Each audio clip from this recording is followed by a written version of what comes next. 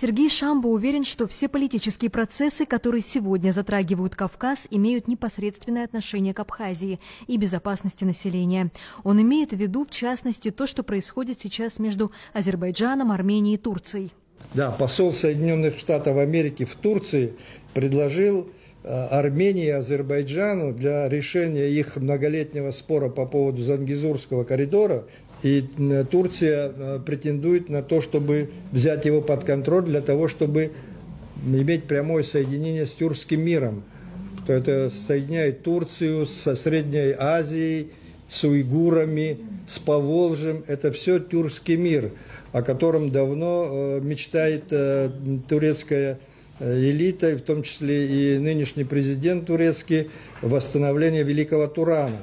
Посол в Соединенных Штатах Америки предложил такой выход, что давайте Соединенные Штаты Америки возьмут в аренду этот коридор и обеспечат для всех благоденствие и пользование этим для процветания и прочее, прочее. А вот буквально вчера или позавчера уже состоялась трехсторонняя встреча Азербайджана, Армении и представителей Соединенных Штатов Америки, где они этот коридор уже назвали коридором Трампа, и уже, значит, договорились о том, что Соединенные Штаты Америки возьмут его, а это не просто первый путь к восстановлению этого Великого Турана. Если это произойдет, это опять начнет будоражить весь Северный Кавказ, потому что задача ведь не просто, это задача, мы говорим о задачах Турции, но а еще есть и задача Соединенных Штатов Америки и всего западного мира по тому, чтобы создавать проблему России со всех сторон.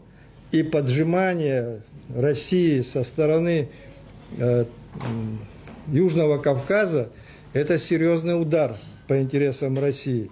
Но это непосредственно нас касается, потому что когда это здесь начнет возбуждать исламский экстремизм на Северном Кавказе, можно ожидать, ну, к нам уже, ну, мы видим, что там Адлер, это уже обстреливает эти беспилотники. Мы видели, что в Сухумском аэропорту задержали уже диверсантов, и никто не гарантировал, что это не будет иметь дальнейшие последствия.